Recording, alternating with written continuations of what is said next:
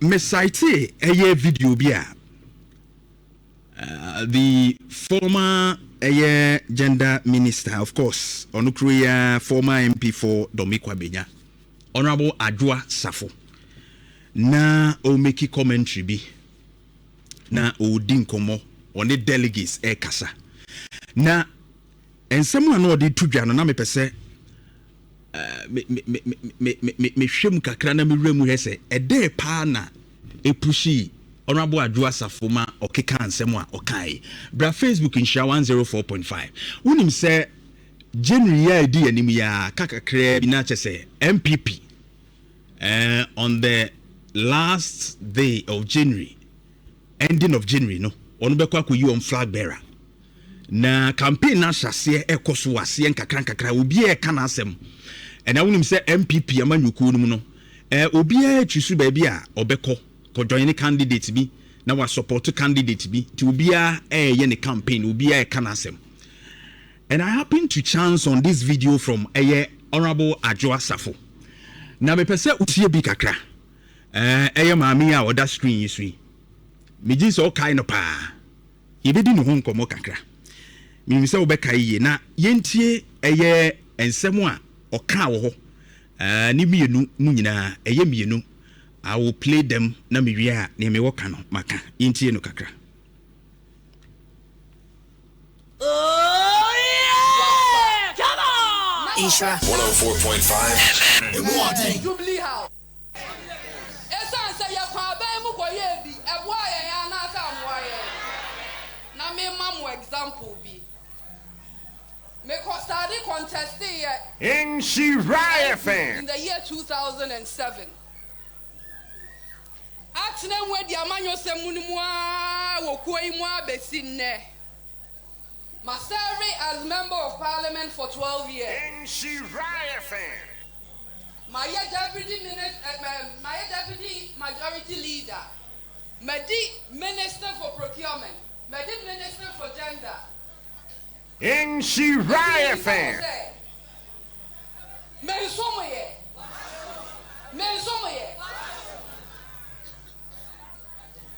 And honorable can Japan so ayane die meboa. Men ka say ono na ebefa na mom ye assume say wafa na wakotena Jubilee House na mimi CV eda ho ya ka CV ya ka wo kopa adwuma na mo hwe adwuma amaye ene somo amasom oman yi ene mama ne ko na se dru ho na obetimi apemanimu aka se oba menene wo mamienu ma appoint no as minister for BB ejabeto Ghana kukudu mesidi ai and the Kennedy Japan mimi nim no amenena wo mienu no onye into my political career is at stake. Oh yeah! Come on! Nhyira 104.5 in morning. Oh yeah! Come on! Nhyira 104.5 in morning. We Adwa Safo. First part okasa about onoane political career eye at stake. Se Kennedy Akokoa Japan happens to become a president here. Na me pese etie second one way na me kan nyina bom na de me wo kan maka wo kwa yi candidate wo bia na no anu odi ma Nhyira fan kudu e ma be na to aba kudu wo be to aba ama obia na no na wo di ima atem kugudu mema samba I want to what di matter Nhyira fan me some question mema samba ya wagana ha want to say honorable Kennedy Japan odi matter o se me mu adie magia bicycle ena kufu ado system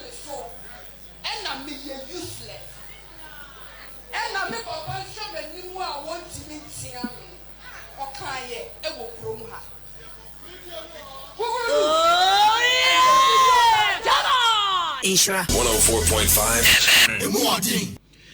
Right in Nhyira 104.5. We Honorable Adwoa Safo, former MP Domi Kwabenya, and of course, former gender minister and former minister for procurement. Now, you see, the problem of Dr. Alhaji Mahmoud Bawumia no, and yet Dr. Alhaji Mahmoud Bawumia nkasa. The problem of Dr. Alhaji Mahmoud Bawumia, some of these people are Omudinechi in the name of say Omu support to campaign mano. A bit to say abronye, and now some of these people, and Omu commentaries are Omu meki out of emotions and bitterness and personal issues or vendettas with Nkrofua Omusune Bawumia a contested, and I say Omu any Bawumia a compete for the Flagbearership. This is the challenge, and only Bawumia a problem. The people are Omu a drive Bawumia a campaign. And you see, Adwoa Safo se wutie audio ni ya. Na semu ano waka se ena Kennedy e kunpre ko Japan. One no e wo ba na said ye one ne ben na one ne I wo ba ninti no. Se Kennedy kura be ye president anya de se bi kura appointment or be man because Kennedy e me ye family and friends. But you forget say enone so ni qualities are Ghana for onzu bia omu hia because ye hu family and friends and the effect are eba o man so. And indirectly no. Honorable Adwoa Safo, you think you were campaigning for Bawumia, but indirectly you were campaigning for Kennedy Akokoa Japan. Wonu fin say wo kabibi ede ahye so ede abone fem no. You were indirectly campaigning for him that he should give you appointment. It will appointment that wunye no. Your political career is at stake. That's what you said. And it was about selfish interests just to destroy Obi, just to say Obeka Obi asema na ye bibi ewo in the name of supporting Dr. Alhaji Mahmoud Bawumia. But the okay nyina no indirectly you even praising Kennedy Japan because Ghana dey ye chiri a family and friend government because they in conflict of interest. Yentimi nka ho asem. And also a minister for procurement. Yenwe procurement issues ebaye ni auditor general report yenhwe wo be minister no mu procurement nsem a epiepie mu in your time gender minister where school feeding and sensem na ehye wase the ministry supervisors and monitors say school feeding no ma betumi akoye na Adwoa Safo. Let's ask you say now you minister no e dey due diligence dey competence and I will show ya e ma school feeding be ye kra behwe yenti ana nkwada hwenuane ya no mudi.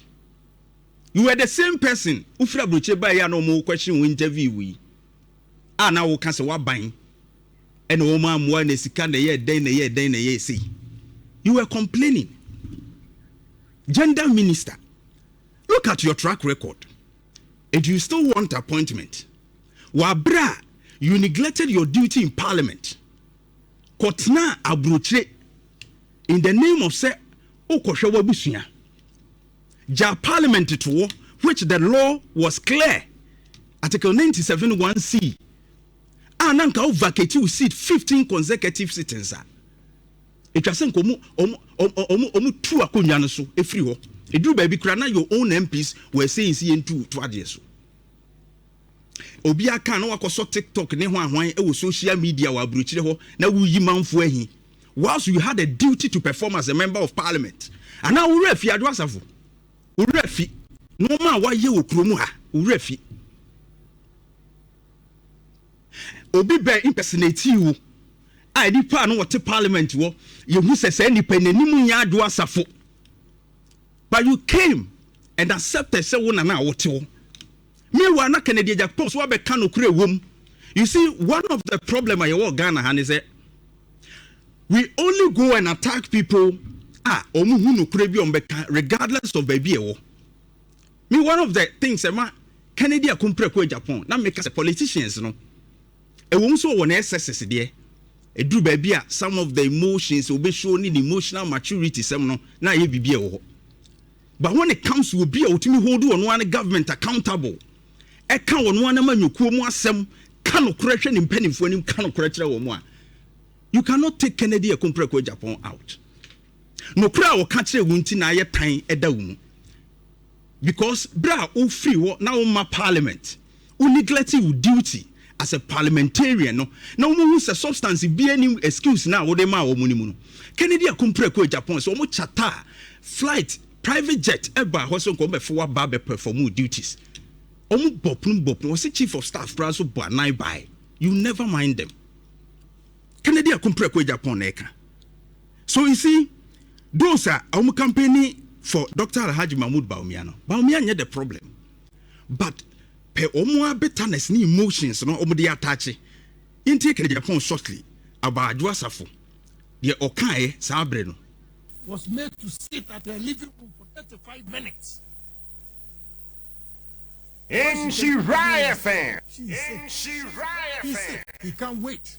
If you can't get your numbers, so be it. They hired a private jet to bring the woman here. Nhyira fan. To come to Parliament. So who was in Parliament casting the vote that day? Hold on. Okay. She refused to come to Parliament.